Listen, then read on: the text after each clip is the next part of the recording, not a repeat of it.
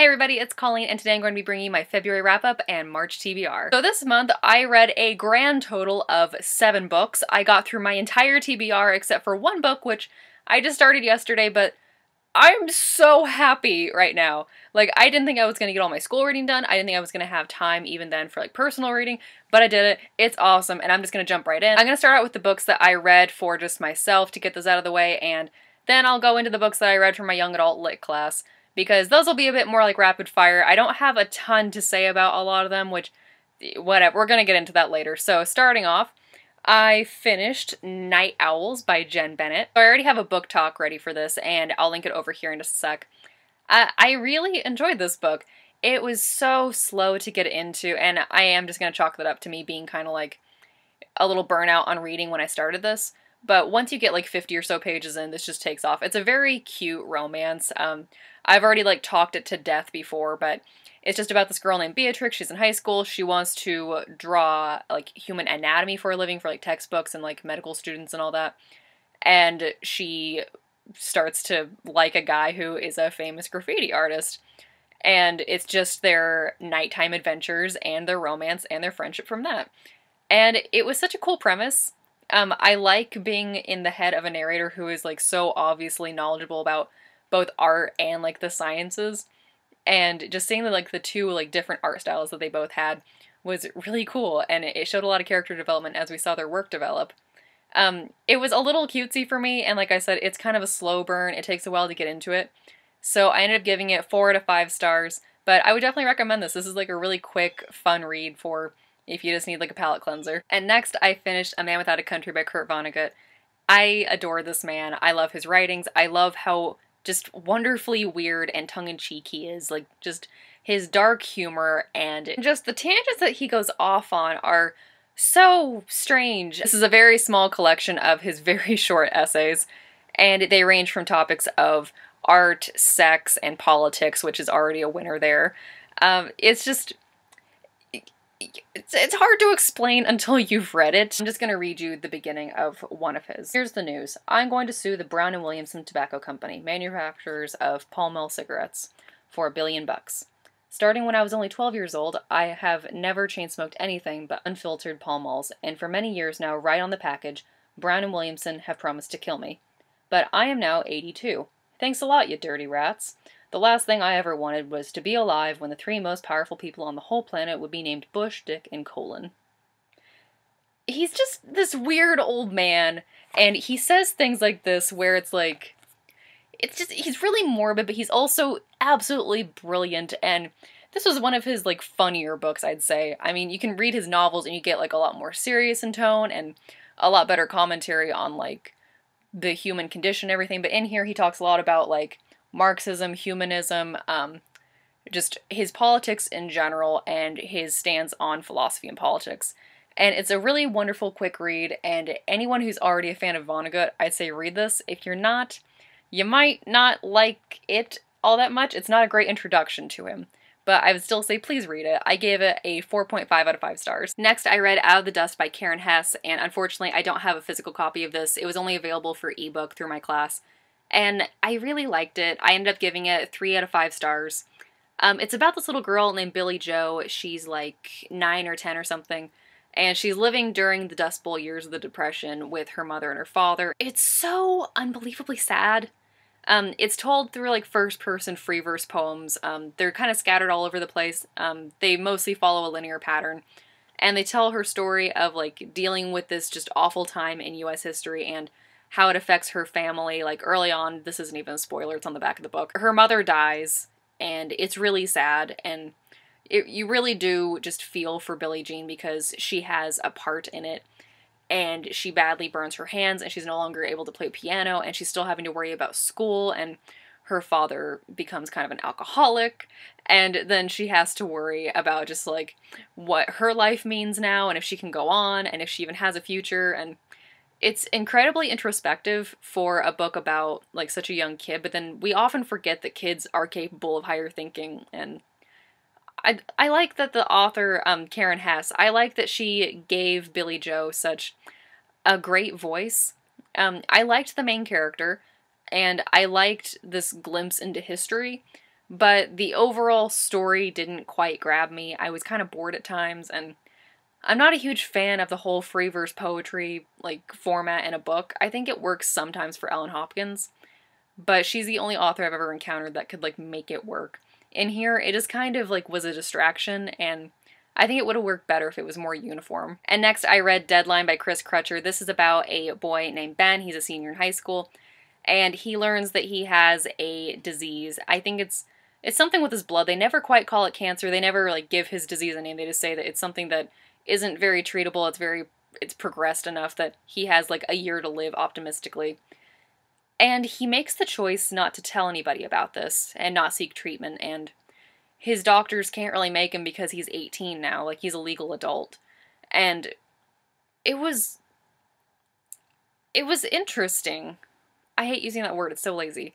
But he didn't make the decision I think a lot of people would make. He is a little bit like Charlie from Perks of Being a Wallflower. He's very shy and introverted, and suddenly with his death sentence over his head, he realizes that he has a pretty good reason to finally start living his life. So he decides to go out for the football team like his very successful brother. He wants to be more outspoken with his friends and in class, and he reaches out to this guy who I'm not going to talk about because he makes me angry and is just disgusting. And he pursues the girl that he likes. It's really that question of what do you do when you know that you're going to die soon? He deals with this solo. Like, he doesn't tell his family, who is already dealing with, like, his mother's disease, and it's compelling, I guess, would be a better word for it. Because you see him deal with, as he gets sicker and everything, and, like, just the weight of the knowledge and not wanting to be a burden on his family. It starts to weigh on him, and you see that when he starts to get to know people around him more, like, make that effort, he realizes that people are living their lives too, and they have their own secrets, just like him. It's just the emphasis on making human connections that made this story so special. I ended up only giving this a 3 or a 3.5 out of 5 stars because I hated the main character. He's very okay with using people knowing that there aren't going to be any consequences, and I understand that he has that live like there's no tomorrow because there is no tomorrow mindset, and that was well written and everything, but just, I didn't care about him. He made me really not care. And I don't know, there were just certain parts of this that dealt with, like, sexual abuse and assault and all that really didn't feel handled well. It was very daring to write, but the execution was kind of offensive at times, and problematic at least. Next, I read Walk Two Moons by Sharon Creech, and this is about a little girl. Her name is Salamanca Tree Hiddle. It's a non-linear story. It's about how she and her grandparents are going on a road trip from, I think it's Ohio to Idaho, in pursuit of her mother who recently left the family. And the whole time that she's on this road trip with her grandparents, thinking about how she's going to reunite with her mother, what she's going to say to her, if they can repair their relationship for her mother skipping out on them. You get this backstory of, like, her childhood, about her friend's struggle with her mother also leaving the family temporarily. I like that this tackled the subject of women unhappy in their roles as wives and mothers, or feeling stifled, and, like, the reasons behind both Sal and her friend's mom's leaving were entirely different, but both very, believable, I guess. I mean, whether you're unhappy in your marriage or you're feeling inadequate, or if you have kind of a secret that you never told your family because you don't want to shame them. It just got me back to thinking about, like, that unit in history where we would talk about the cult of domesticity that was happening, and how, like, women in, like, about the 60s and 70s were breaking from that, and how they were rebelling against it and questioning, and how they were openly saying, I'm not happy with my role. However, that's the only thing that I liked about this book, unfortunately. I hated our main character. She was so annoying, and the writing style was just so bad for me. So simplistic and just not interesting at all. Not entertaining or compelling or engaging. But then just, like, the whole non-linear plotline was even worse, because I like non-linear. It can be a really cool literary device when used well, but it was not used well here. But I was just so disappointed with the very predictable ending, and with just the uninteresting characters. If you're over the age of 12, I really wouldn't waste your time with this, because you're going to get bored with it very quickly. I gave this 2 out of 5 stars just because that one theme of oppressed women was really cool to me, but that's it. Like, nothing else is good about this book. Next, I read Monster by Walter Dean Myers, and again, for my class, we only had it as an ebook available. This was a mixed bag for me. I wanted so much to like this book because it deals with an issue that I am just very passionate about and vocal about, and I thought that it was really well handled throughout the story, but kind of like with Walk Two Moons, I liked a theme that the book presented, but I didn't actually like the book. It follows the story of a teenage boy named Steve Harmon. He is currently in a juvenile correction facility, and it's about his trial for murder. What happened was that he and some other guys were holding up a drugstore. They just wanted to steal some cigarettes and a little bit of cash register money, and the owner dies in an accident. They weren't trying to go that far.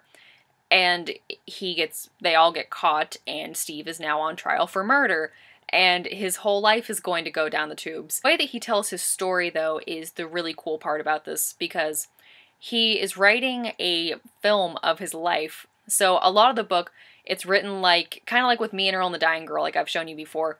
It's written in a script format, so it says like, interior, cell block D, or you'll be in the courtroom suddenly, or it'll be him flashing back, and it's like, it was such a cool format to read. I really enjoy reading script format, I'm finding. This tackled issues of personal accountability, of racial profiling, and just aggressive racism in our like modern day society. It talked about the flaws in our judicial system. I was rooting for Steve for so much of this book, and as we're getting more and more background about him and we see his experiences through his eyes and through the lens of writing a film about it,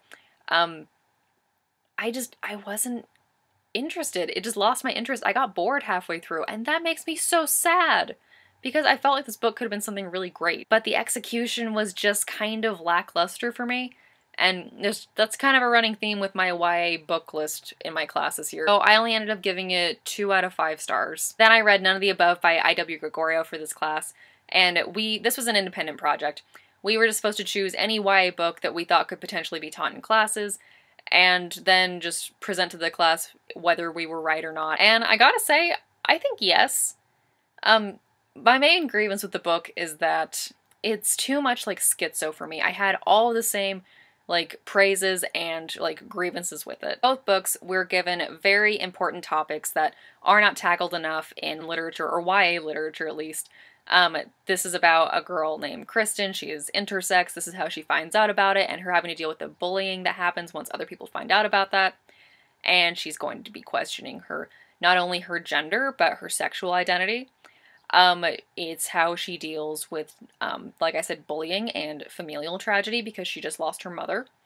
And I really enjoyed this because it handled all these issues so well, and I was so happy with it. Not one thing about this was problematic for me, but it wasn't entertaining. And I mean, I don't need it to be like highly dramatized or funny or something, but this felt like more like a book that I would be given if I wanted to learn more about being intersex. If you took out that aspect of it and it was just about this girl, it wasn't very good. It was okay. It was average at best. Kristen as a main character, I really liked her. I liked being in her head. She was very sympathetic. But the rest of the characters were just very blah to me. I can't hardly remember any of their names, and I only just finished this like a couple of days ago. I definitely enjoyed myself while reading this. I liked our main character and like just the overall themes, but the story itself was just so lacking that I can't say that I loved it or that I would readily recommend it to just like a casual friend or something. This would be more like if someone really wants to read something academic, or like if I have any friends that are kind of like social justice warriors, then I would definitely give this to them. So I ended up giving this a 3.5 out of 5 star, maybe a 4 star if I'm feeling generous. So for the month of March, you can guess what I'm going to be reading. I just started Nightfall by these guys who I can't pronounce their last names, and I'm not going to try because I've already talked this thing to death for the last 2 months. I'm just so burnt out on reading right now. I just came off of reading 7 books in a month, and I'm going to finish this, of course, in March because it's like, I'm only going to be reading 2 books in March, and this is one of them, and it's already really cool starting out, so I'll get back to you on this one. Also this month, I'm going to be reading The Dark Days Club by Alison Goodman. I only just bought this, and it's so pretty, and it's about Victorian London and fighting demons and women kicking ass, so it's making me think of like the Infernal Devices, which is never a bad thing, and I believe it's the first book in a new series that Alison Goodman is starting. She's written other books like Iona, so it'll be really cool seeing how she tones down the fantasy for the urban fantasy bit. Yeah, so I'm just gonna try and read those two books because they're both, like, kind of big, and I'm not sure what else I have to do on my syllabus for, like, my YA Lit class, but I'm sure that'll keep me busy too. So if I can just get through these two books this month, I will be happy. I read a lot this month. I didn't really like almost any of it except for my personal reads, but I'm feeling optimistic about the rest of this semester and being able to incorporate my personal reading with my school reading. And I'm looking forward to the two books I'm about to read for myself. And that's all I can really ask for. So thank you so much for watching, and I'll catch you guys next time. Bye!